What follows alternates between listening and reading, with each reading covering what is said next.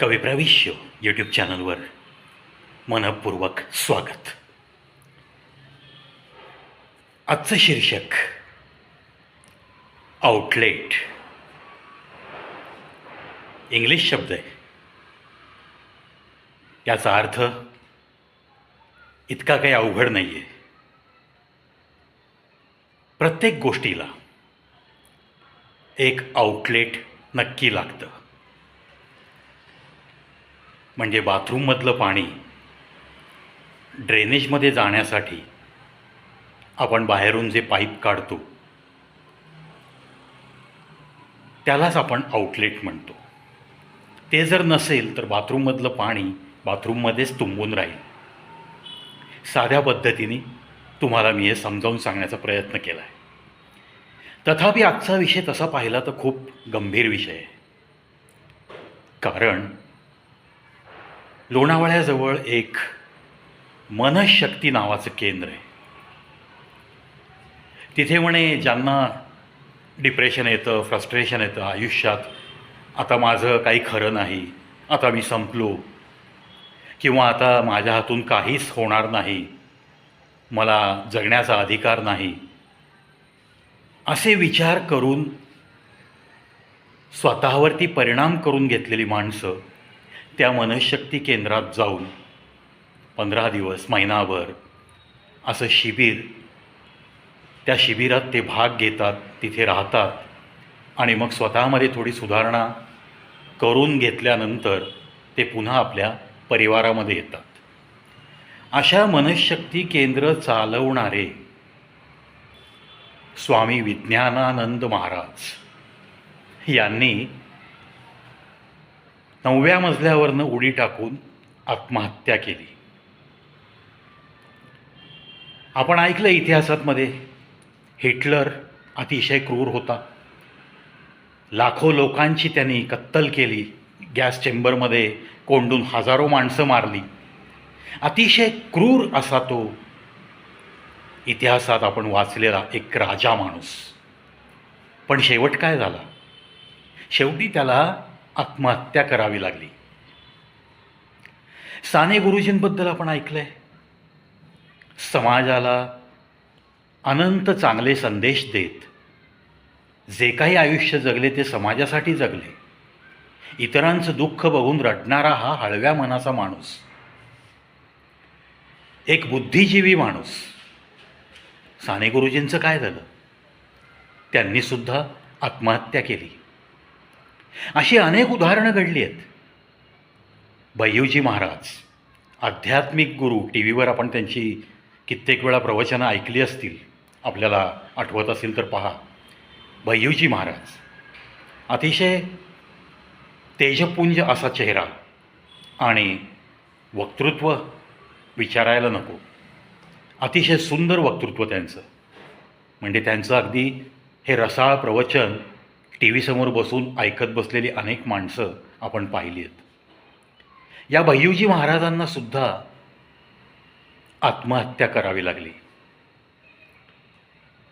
Well qualified Jyotsna Meshram, head of the department of chemistry, Rashtrasant Tukdoji महाविद्यालय नागपूर, त्यांचे पतीसुद्धा उच्च विद्याविभूषित.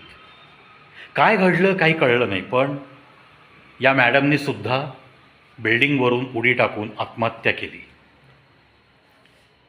अगदी तुम्हाला ताजं उदाहरण द्यायचं झालं तर ज्या कुटुंबाने आपलं अख्खं आयुष्य 3 पिढ्या,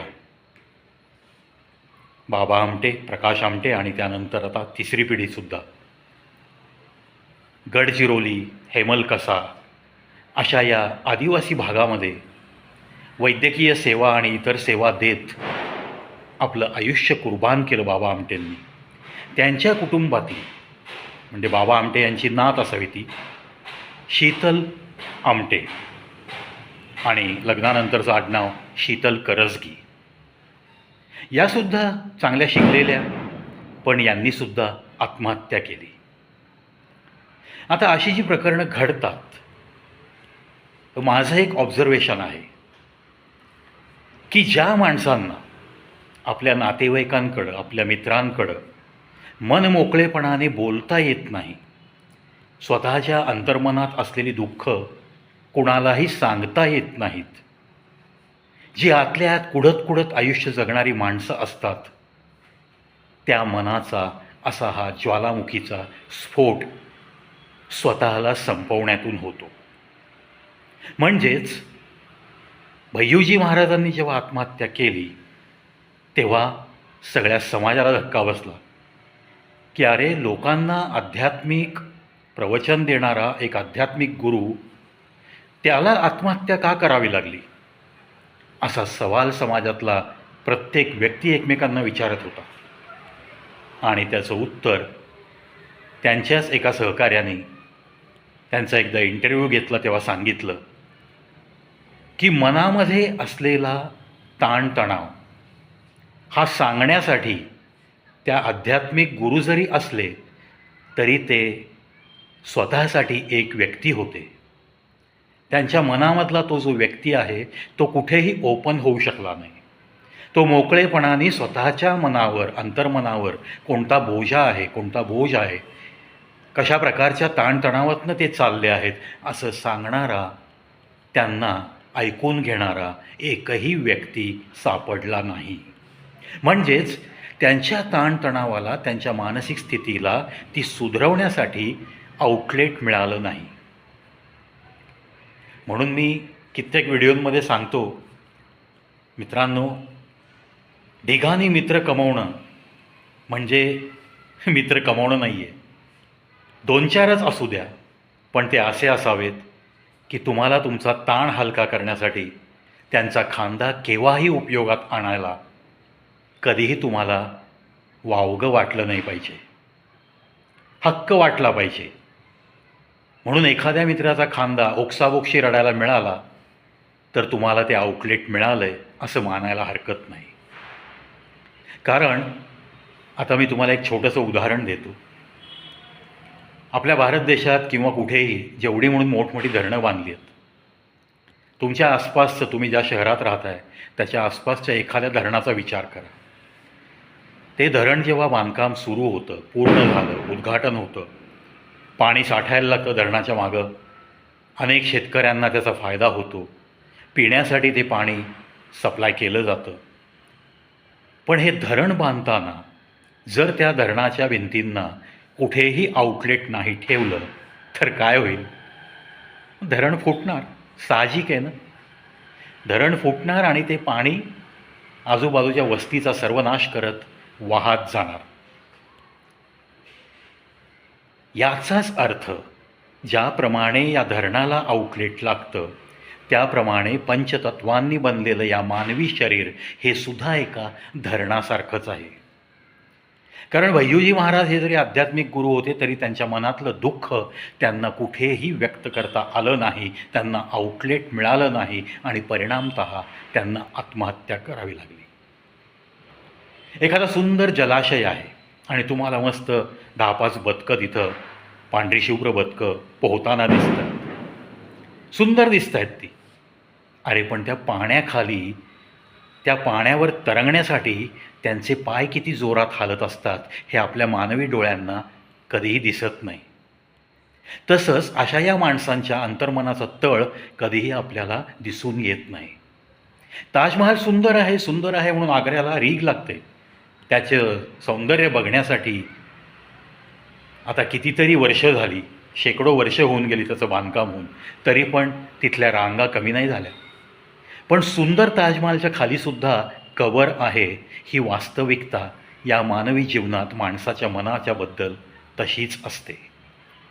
वरून तुम्हाला शांत, संयमी, सुंदर, छान बोलणारा असा जरी चेहरा दिसला, समाजामध्ये मिसळणारा, लोकांना त्यांच्या संकटातून दूर करणारा, लोकांना प्रसंगी व्यवस्थित सल्लामसलत करून त्यांचा जीव वाचवणारा, कदाचित त्यांना त्या खड्ड्यातनं बाहेर काढणारा, कोणीही अंधारात खितपत पडला असेल त्याला कुठेतरी उजेड दाखवणारा असा व्यक्तीसुद्धा कदाचित त्याच्या मनामध्ये प्रचंड मोठं वादळ असू शकतं, दबलेला एखादा ज्वालामुखी असू शकतो.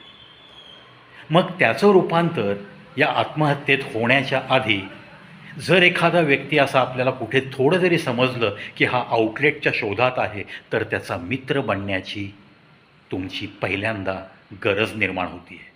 तुम्ही त्याचा मित्र बना, त्याला खोदून विचारा, त्याच्या मनातलं जे दुःख आहे, जे कुणालाही तो सांगू शकत नाही, असं काही असेल तर तू प्लीज मला सांग असं म्हणा. तेव्हा ती एखादी आत्महत्या तुम्ही वाचवू शकला असं मी म्हणतो.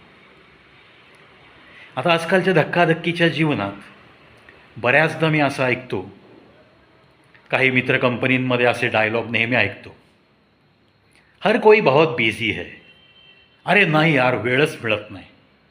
असतो रे, 5 दिवसांचा आठवडा आहे मला, पण 5 दिवसात साला इतकं काम करून घेते ना कंपनी, तर शनिवार रविवारसुद्धा एन्जॉय करता येत नाही, त्यामुळं मला तुझ्याशी बोलायला वेळ मिळत नाही. तुझे मेसेज मी 8-8 दिवस बघू शकत नाही रे. सॉरी हां, एक्स्ट्रीमली सॉरी. म्हणजे म्हणताना मित्र म्हणायचं, म्हणताना तुम्ही नातेवाईक म्हणवून घ्यायचं, अगदी रक्ताचे नातेवाईक, जवळचा मीच आहे तुला, अशा बढाया मारायच्या, लंब्या लंब्या गप्पा करायच्या कधीतरी 6 महिने वर्षातनं भेटल्यावर. आणि तुम्हाला जेव्हा आउटलेट म्हणून वापरण्याची गरज निर्माण होते, त्यावेळेस मात्र तुम्ही त्याला सापडत नाही. परिणामतः तो माणूस घरदार, परिवार, मित्र कोणीच माझं नाही, आणि शेवटी तो मरणाला मिठी मारण्यासाठी उत्सुक होतो आणि तो आत्महत्या करतो. असं आपल्या कंपनीमध्ये घडलं नाही पाहिजे, असं आपल्या नातेवाईकांमध्ये घडलं नाही पाहिजे. ही काळजी प्रत्येकाने घेतली पाहिजे. आपल्या कुटुंबात कोणी भय्यू महाराज झालं नाही पाहिजे. आपल्या कुटुंबात कोणी शीतल आमटेसारखी आत्महत्या केली नाही पाहिजे. आपल्या कुटुंबात कोणीही साने गुरुजी झालं नाही पाहिजे. ही कोणाची जबाबदारी आहे? त्या कुटुंबातल्या देवाने दिलेल्या रक्ताच्या नात्यांची जबाबदारी आहे. त्यानंतर जे मित्र म्हणवून घेतात, जवळचे मित्र म्हणवून घेतात, त्या सगळ्यांची जबाबदारी आहे. आपण ज्यांचे जवळचे मित्र असतो, तेव्हा आपलं हे काम बनतं, आपलं हे कर्तव्य बनतं की आपण ज्यांना मित्र मानतो त्यांच्यापैकी कोणाच्या मनामध्ये कुठलं टोकाचं काही दुःख आहे का? आपण त्याचा आउटलेट बनू शकतो का? आपण त्याला हक्काने खांदा देऊ शकतो का? अरे तुम्हाला रडू येते ना, रडा ओक्साबोक्षी, एक खांदा गाठा. मग तो भले तुमचा मित्र असेल, कोणी नातेवाईक असेल, कोणी भाऊ असेल, कोणी बहीण असेल, कोणी मैत्रीण असेल. अरे पण एक खांदा हक्काचा कुठेतरी मिळवा आणि ओक्साबोक्षी रडून घ्या. हे डोळ्यांचं जे आउटलेट आहे ना, ते फार महत्त्वाचं आहे. त्याच्यातनं जेव्हा धारा वाहतात तेव्हा तुमचं मन मोकळं होतं आणि मग दृश्यसुद्धा स्वच्छ दिसायला लागतात, कारण डोळे स्वच्छ होतात. मग डोळ्यापुढं दिसणारा अंधाराच्या ऐवजी कुठेतरी तुम्हाला उजेड दिसायला लागतो. आणि म्हणूनच एखादा खांदा, एखादा मित्र, एखादा नातेवाईक, एखादा रक्ताची तुमची नातेवाईक कोणीही असू द्या जवळची, जी तुम्हाला हक्काने जवळचं मानते आहे, एखादी मैत्रीण असू द्या, एखादा मित्र असू द्या, पण तो खांदा अगदी हक्काचा पाहिजे. तुम्हाला ही गॅरंटी पाहिजे की मी जर ह्याला आउटलेट म्हणून वापरलं, मी जर या मैत्रिणीकडे सगळं सांगितलं, तर ती नक्कीच समाजामध्ये माझी नाचक्की नाही करणार आहे. उलटं मला ती आधार देईल, उलटं ही व्यक्ती मला आधार देईल आणि माझं दुःख हलकं होण्यास नक्कीच मदत करेल. मित्रांनो, मैत्रीमध्ये एक हिंदीमध्ये शायरी आहे, मैंने कभी भी अगर किसी को हाँ मैं तेरा दोस्त हूँ कहा, तो मैंने फिर उसे कभी ज़िंदगी भर हाँ मैं व्यस्त हूँ ऐसे कभी नहीं कहा. हे असेल ना, ही शायरी जर जगता येत असेल ना, तरच मैत्री हा शब्द उच्चारायचा आणि मैत्री करायची. अदरवाईज नुसती टिवल्या वावल्या करण्यासाठी, नुसत्या पार्ट्यांमध्ये बसण्यासाठी, नुसत्या एन्जॉयमेंटसाठी, नुसती नाच गाणी आनंदामध्ये सहभागी होण्यासाठी जे कोणी मैत्री या शब्दाचा आधार घेतात ना, त्यांची मला मनस्वी चीड आहे. आणि हा जर गुण आपल्यामध्ये असेल तर तो गुण लगेच बाहेर टाकून द्या. तो गुण नाही आहे, तो अवगुण आहे. म्हणूनच मी आत्ताच एक माझं पुस्तक प्रकाशित केलं, त्याच्या मलपृष्ठावर माझी एक कविता आहे, त्याचं टायटल आहे यार. त्याचा सारांशसुद्धा हाच आहे. आत्ता मी जे बोललो त्याच सगळ्या सारांशाची ती कविता आहे. वैसे तो खुशियाँ मिलाने के लिए हर इंसान दौड़ते रहता है, खुशियाँ मिलती भी है और वो खुशियाँ मनाने के लिए वैसे तो लाखों मिलते हैं, लेकिन तुम्हारे गम में शरीक होने के लिए वैसे बहुत कम लोग मिलते हैं.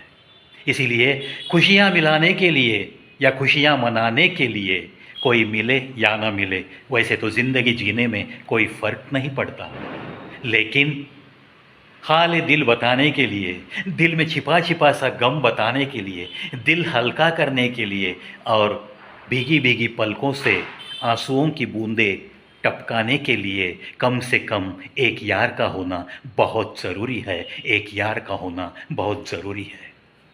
मग तो यार म्हणजे तुमचा मित्र असेल, मग तो यार म्हणजे तुमच्या रक्तातला नातेवाईक असेल, मग तो यार बनून येणारा तुमची एखादी खूप चांगली मैत्रीण असेल, कोणीही असू शकतं.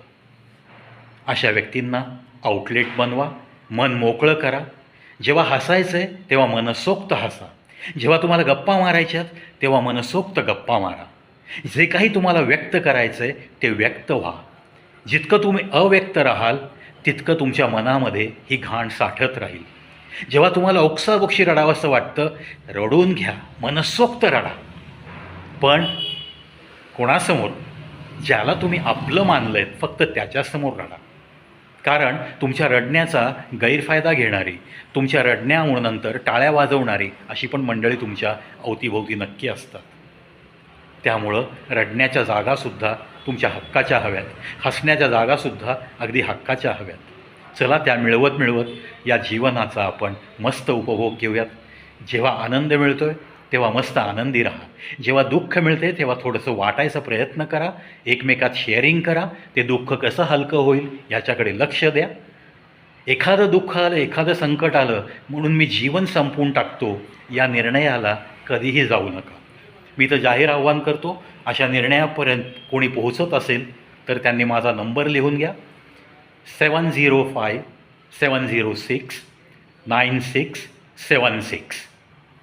Even I will give this number in my description of this video. Please note it down and try to contact me. तुम्हाला जर असं कुठं आउटलेट नसेल तर हा प्रवी कोणाचंही आउटलेट बनण्यास, हक्काने माझा हा खांदा देण्यास, ओक्साबोक्षी रडण्यासाठी मी जरूर हजर राहीन. 5-10 मिनटं माझ्याशी चर्चा करा, नक्की सोल्युशन सापडेल आपल्याला. एवढ्या टोकाची भूमिका घेण्याची काही गरज नाही. आणि मैत्रीमध्ये, नातेवाईकांमध्ये सगळ्यांना हक्काने एक वाक्य सांगतो आहे मी, एखादा माणूस हे जग सोडून गेल्यानंतर मिस यू यार असं म्हणत रडत बसण्यापेक्षा तो जिवंत आहे तोपर्यंत त्याची चौकशी करा, त्याला हे समजू द्या, त्याला हे सांगा कानात की we are always with you. हे महत्त्वाचं आहे. नंतर मिस यू नंतर तुम्ही त्याचे नुसते गोडवे गाण्यात किंवा श्रद्धांजलीची भाषणं ठोकण्यात काहीही अर्थ नसतो. त्यामुळं कुणालाही तो गेल्यानंतर मिस करण्यापेक्षा तो आहे तोपर्यंत तो आनंदी आहे का दुःखी आहे, त्याला काही त्रास आहे का, त्याला कुठं काही मोकळं होण्यासाठी जागा मिळत नाही आहे का, या गोष्टींचा विचार करून एकमेकांच्या संपर्कात राहणं हे तुमचं आमचं आज फार मोठं कर्तव्य बनलं आहे. ठीक आहे, प्रत्येकाला वेळ नाही आहे, अमुक आहे तमुक आहे, नोकऱ्या आहेत, धावावं लागतं आहे, संसाराचा गाडा ओढावा लागतो आहे, दोघांना नोकऱ्या कराव्या लागतात. पण त्यानंतरसुद्धा जेव्हा जेव्हा तुम्हाला वेळ मिळतो तेव्हा तेव्हा हातातल्या मोबाईल जो तुम्ही 10-12 तास तुम्ही वापरता त्यापैकी 10 मिनटं फक्त तुमच्या या जवळच्या मित्रांना, जवळच्या नातेवाईकांना हाय हॅलो करून 1-1 मिनटाचे फोन करा ना.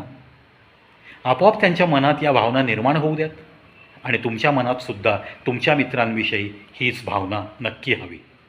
चला, गेल्यानंतर मिस यू म्हणत रडण्यापेक्षा आज जे जिवंत आहेत त्यांना आय एम विथ यू हा कॉन्फिडन्स द्या.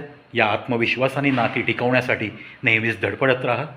Wish you happy Diwali and of course happy life ahead. Don't worry about anything, everything, what ever will happen in your life, try to consider it as part of life and live happily, because to live happily is nothing but it is a art of life. मित्रांनो, मला असं वाटतं की हा video तुम्हाला आवडला तर आपल्या नातेवाईकांमध्ये आणि मित्रांमध्ये शेअर करायला विसरू नका. त्या शेअर करण्याने मला फायदा नको आहे, मी माझ्या फायद्यासाठी कधीच कुठं उभा राहिलो नाही. पण हे शब्द ऐकल्यानंतर जर 1-2-4 आत्महत्या वाचणार असतील आणि माझा नंबर अशा शेकडो लोकांपर्यंत जर पोहोचला तर मी नक्कीच 10-12 आत्महत्या आजपर्यंत वाचवल्यात, पुढेही वाचवत राहीन. नक्कीच प्रत्येकाचं आउटलेट बनण्यासाठी या प्रवीला त्या देवाने तेवढं खंबीर बनवलं आहे, म्हणून त्या देवाचे नक्कीच आभार मानतो मी. जे आपल्याला हे जग सोडून गेलेत, लोकांना सल्ला देता देता ज्यांनी आत्महत्या केल्या, लोकांवरती अत्याचार केलेल्या हिटलरनी जशी आत्महत्या केली, त्या रांगेत आपल्याला जाऊन बसायचं नाही आहे, इतकं ठामपणे आपल्या मनाला सांगा आणि मस्त राहा. Again wish you happy Diwali.